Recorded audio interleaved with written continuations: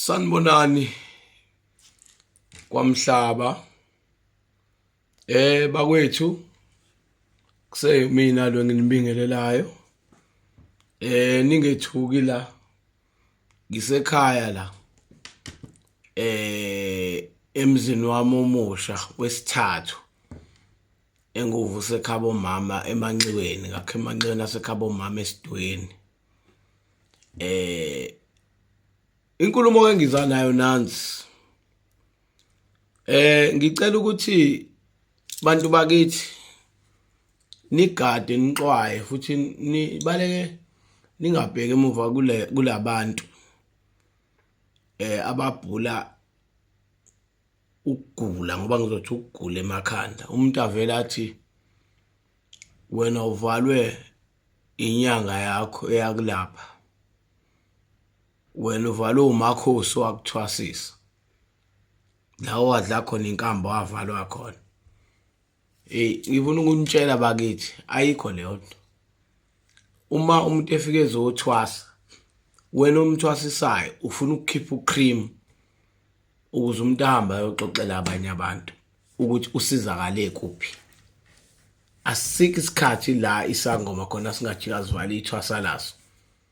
okudala lento ingiphathe kambi ukuthi nasemasontweni la eZayoni ikhona umuntu kade esonta komunye umfundisi noma kwenye branch kwenye igama lenkonzo mefika kwenye inkonzo kufike kukhonjwe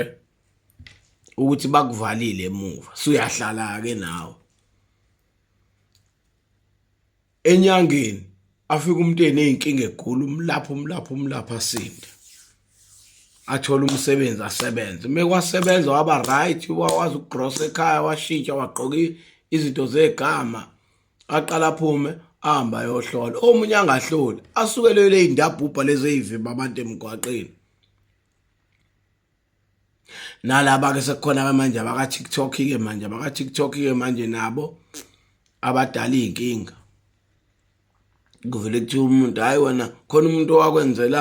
owakulapha lo muntu akujikela khona umuntu owabethela kini wadala inkinga khona engangibakhuza nje bebhizi naleyo nto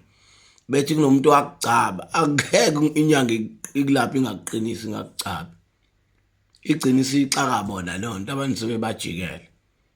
bantu bakithi musana ukukholwa into engekho akekho umuntu ongafika kena ngenhloso ukuthi ufuna ukuzosizakala akujikela akuvale phumani kuleyo nto izonilimaza iniqhathe nabantu enikwe bona abakini siyabonga.